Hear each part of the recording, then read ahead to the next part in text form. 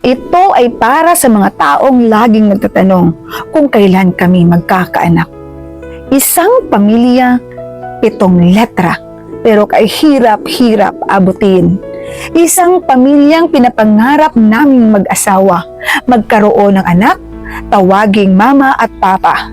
Pero bakit kay hirap-hirap makamtan? Mahirap tanggapin na ang pamilyang pinapangarap namin ay mahirap abutin naming dalawa. Wala kaming anak, hindi kami magkakaanak. Lagi kong tinatanong sa aking sarili, bakit ako pa? Bakit kami pa? Gayong may kakayahan naman kaming gumawa. Pwede naming gawin ang lahat upang magkaroon ng isang anak.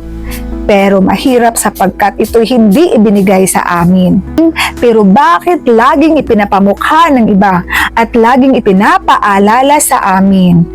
At laging itinatanong kung kailan kami magkakaroon ng anak. Kung alam na ninyo kung gaano kami nagsisikap, kung alam na ninyo kung gaano kami nangangarap.